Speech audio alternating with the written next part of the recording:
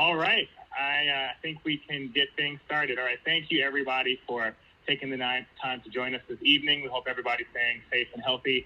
I am Marcus Schweitzer. I'm the Executive Director for the Win the Era effort. You've heard us talk a bit about some of the work that we've been able to do. We thank you all for your support and encouragement as we've launched the organization and seeing what we can do this cycle. But without further ado, I turn it over to Mayor Pete.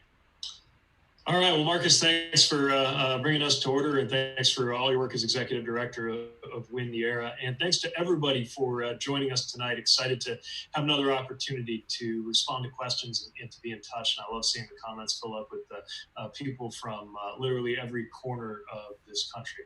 I want to start by showing you something actually from here in the house, which is, I don't know how well you can see it, but this came in the mail from a friend who I had served with and his wife, who has been making masks out of his old uniforms from the Navy. She used to send us care packages when he and I were both deployed, and is now finding a new way to care for people that are important to their family.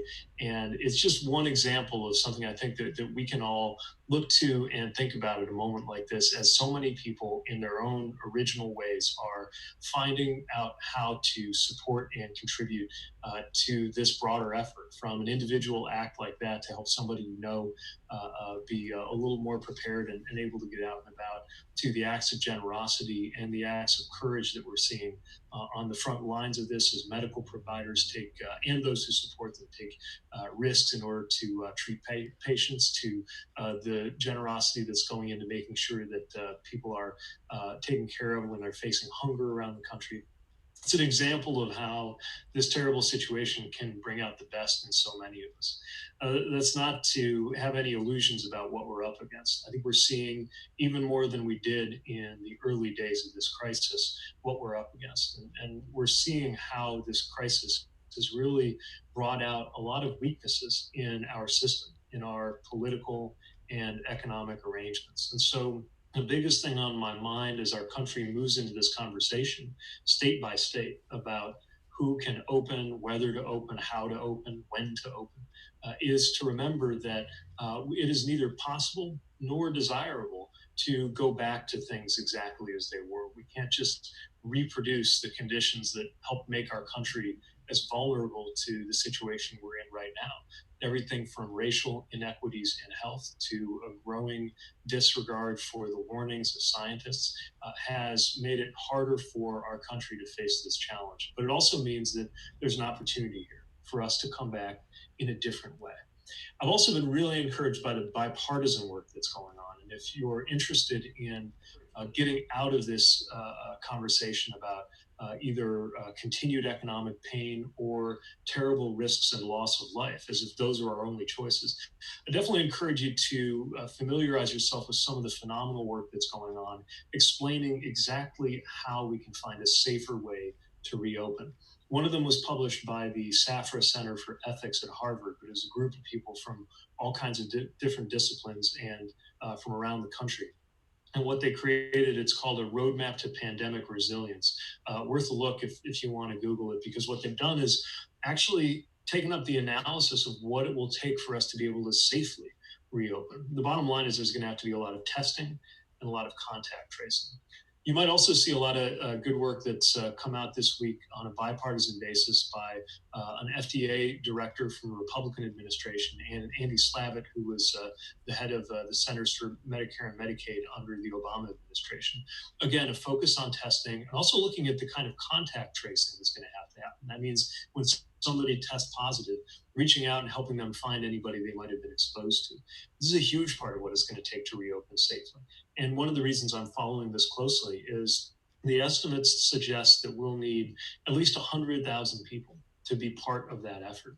And if you're wondering what it's going to take to get those people drawn together, organized, trained, and equipped, it's actually something that I think is really resonant with the idea of national service that we talk about all the time on the campaign, whether that's through existing modes, like making sure we mobilize people in AmeriCorps or the Peace Corps who have been sidelined by the current crisis, or creating new ways, just as the WPA did during the New Deal period to put people to work. So those are just a few of the things that I wanted you to know about that are out there in the solution space. I also think we have to ask ourselves some really hard questions about how we got here and about where we need to go as a country in order to recover in a way that isn't just rewinding to where we were. I also think it's not only okay, but really important for us to continue being politically active. This is not a time to back away from the political because these choices are intrinsically political. And that's part of what's at stake in what we have put together with the Win the Era PAC, which I would invite you to get involved with if you can. We have a very basic website up now at wintheera.com. More is emerging where that came from. And many of you have already weighed in with ideas for candidates that the Win the Era PAC should be backing, as well as causes that the Win the Era Action Fund, which is a nonprofit we're setting up alongside that political action committee, can take up. We're not going to be able, of course, to support every deserving candidate, but what we're aiming to do, and right now we're sifting through and poring over the ideas and the names that you sent. What we plan to do is support a range of candidates that illustrates the amazing leadership coming from a diverse generation of people ready to serve and make a difference, who embody the same qualities and the same beliefs that drove the Peep for America campaign that so many of you were such a big part of. So we'll continue to have more information for you going into May as we release our first list of people who we've endorsed. And again, I cannot thank you enough for those who've had a chance and taken the trouble to either contribute to the new effort.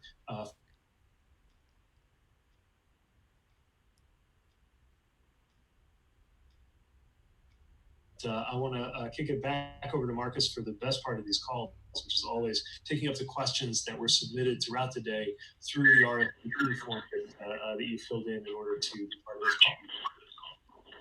Right. Thank you so much, Mayor. Our first question is from Cecile from Cantonville.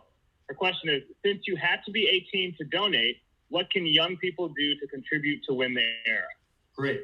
So I've always believed that you don't have to be old enough to donate or old enough to vote in order to make a huge difference. Here's some things that I think would be really important. First of all, have a look at the values that we've laid out that we're trying to back through Win the Era and think about how to support those values in your own community, whether it's as a volunteer in a campaign effort that is taking place or as an advocate in perhaps a decision that's about to be made.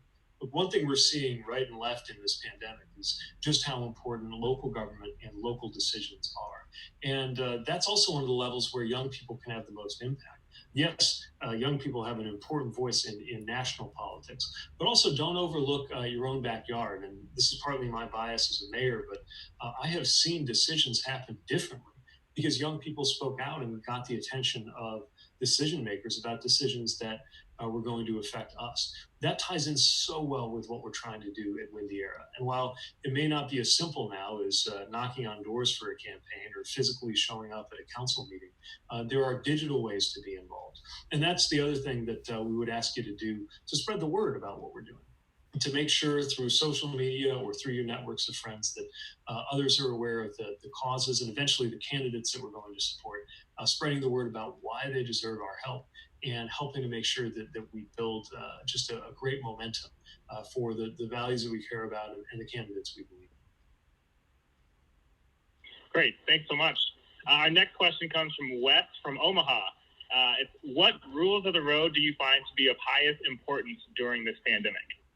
Well, a lot of them come to mind. And for folks who haven't followed our campaign as closely, these are the rules of the road, the values that guided our campaign and continue to be very important in the way we do business, like teamwork, belonging, boldness, discipline, substance, excellence, joy, respect. I think respect remains an important one because we're at this moment where I think a lot of us are rightfully horrified by some of the decisions being made, certainly by this president and the lack of leadership we see in some states.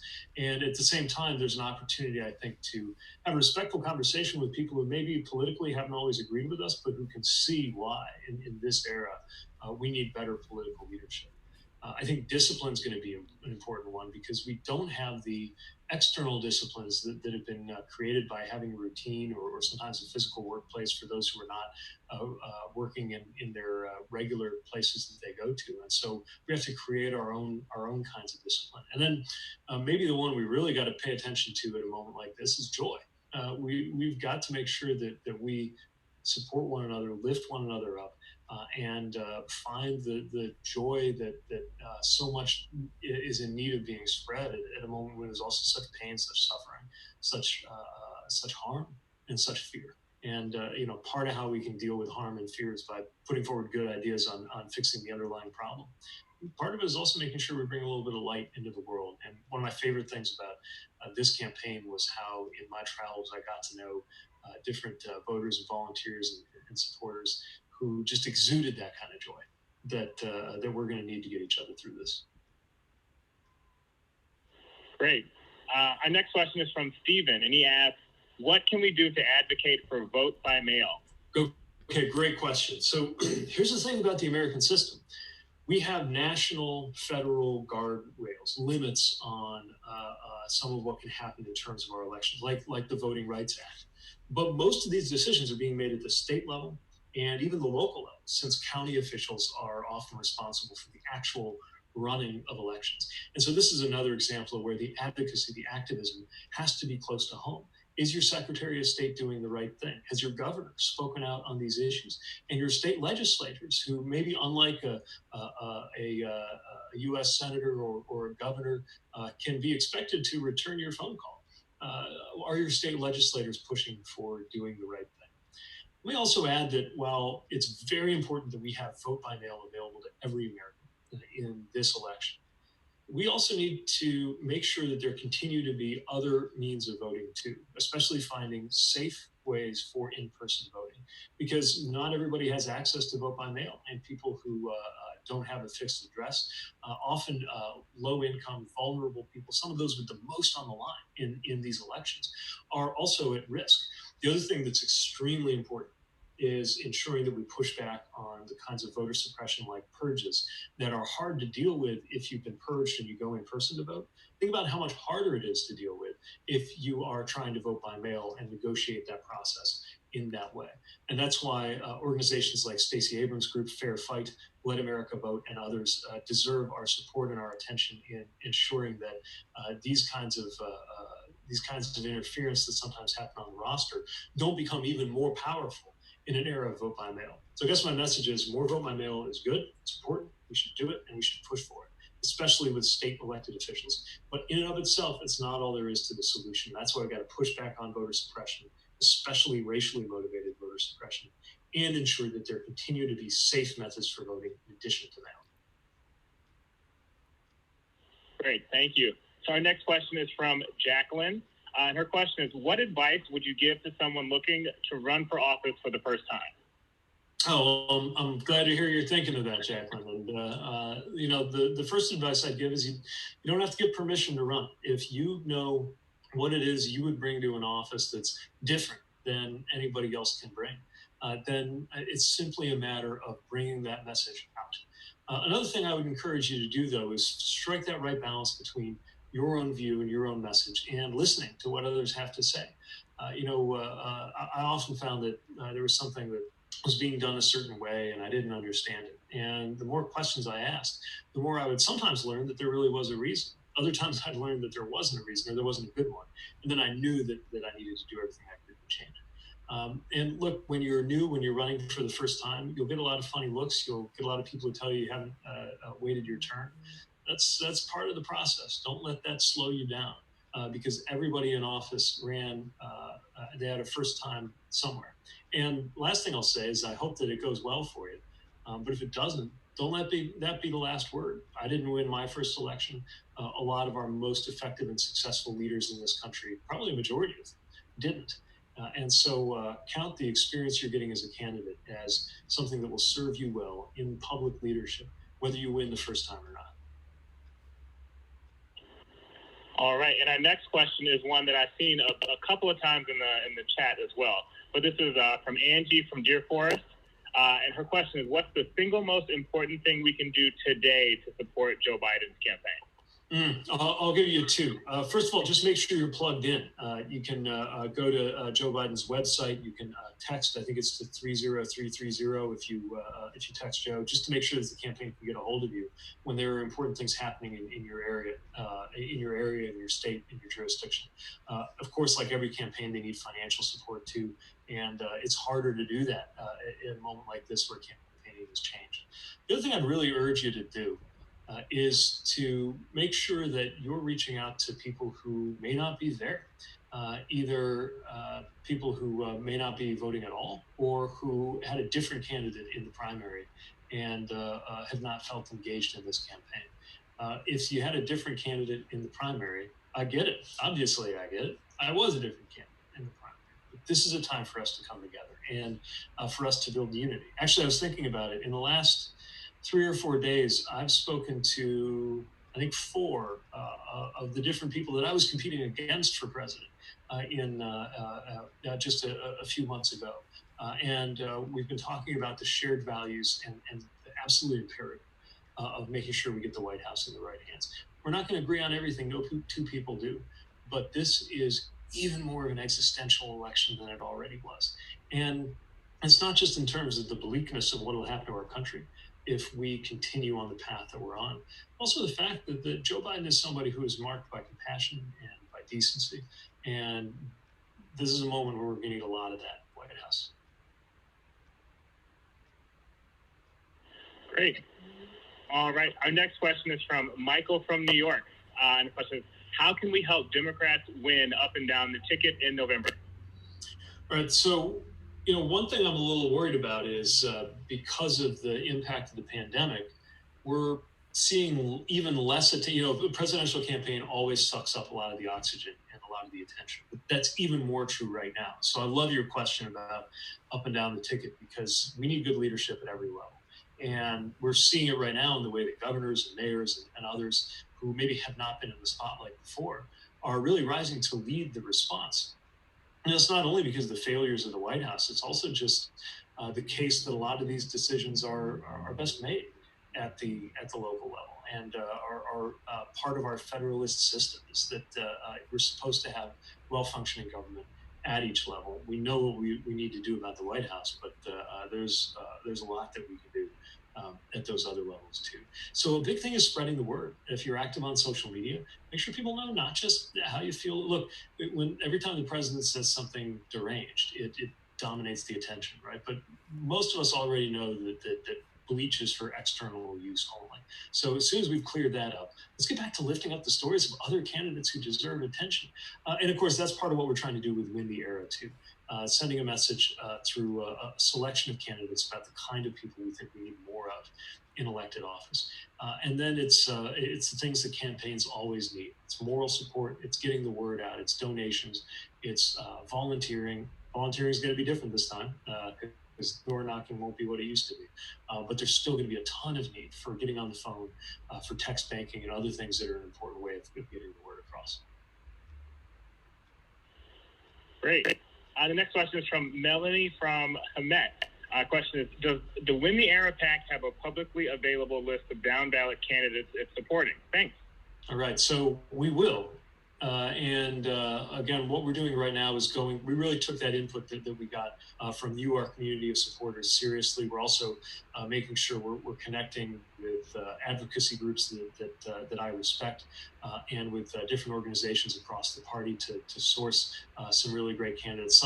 There's some marquee races that we could all rattle off the top of our head probably because they get a lot of attention. I want to make sure we're also supporting some races that haven't been heard of as much. And so that's the process we're in right now. We're targeting early May, and shockingly, early May is just a few days away. But that's when we aim to put out the first roster of people we're supporting. And as soon as we do, I hope I can count on you to help spread the word and help support those campaigns. Great. Our next question is from Trisha from Decatur. And it's, what are some of the ways we can heal the racial disparities that have become so prevalent during the pandemic? So one of the things that we talked about a lot on the campaign were the racial inequities in health outcomes, things like the maternal mortality gap, the fact that Black men are more likely to be diagnosed with diabetes and with hypertension, the fact that Latino men are more likely to, among the most likely to suffer from HIV/AIDS exposure. And all of the different kinds of racially disparate health issues that go on in this country. Now in the pandemic, we're seeing a whole new level of that. And it's as I've said before, it's not that the virus is discriminating by race, it's that it's revealing a country that is discriminated by race in so many ways. It's why I believe that the future packages that Congress is putting forward need to have specific resources dedicated to health equity. That's why we need to gather more data. And it's beginning to happen. Certain states are better than others at making sure that data on susceptibility to COVID-19 is being gathered and published by race so that we can really identify those racial issues. And fundamentally, it means having an anti-racist economic and public health policy for the future. I know that the Biden campaign is committed to that. We're continuing to lift up ideas that were in the Frederick Douglass plan that we put forward that was very intentional about this. And we need to lift up Black voices in leadership, in public health, in every aspect of our society who can speak directly to the life experience and the social, political, and economic experience that has been made so different when it comes to the effectiveness in this country. Great. And our next question is from August from Pompano Beach. With the pandemic, how do we run successful campaigns in a new way? So I've been thinking about this a lot because the truth is campaigning has changed in a lot of ways over the years. I mean, think about it. In the 19th century, there were times when it was considered impolite for a candidate to campaign on their own behalf. You're only supposed to have other people speak for you. There were times when people would campaign from home.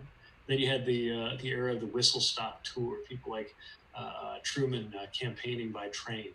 Campaigns have always gone through a lot of changes. What's new is for it to happen so quickly. And that's what we're all figuring out right now. Look, in the end, a campaign is about convincing more people to vote for you than for your opponent. That's the fundamental reality that doesn't change. Questions are how. I think different ways of reaching people are going to become more important. I think TV remains very important, but now we have all these digital media to reach people. What we know is that campaigning still takes resources. It takes money. It takes word of mouth. It takes commitment. And I think more than anything, what we've got to do is unify those of us who know that things have to change.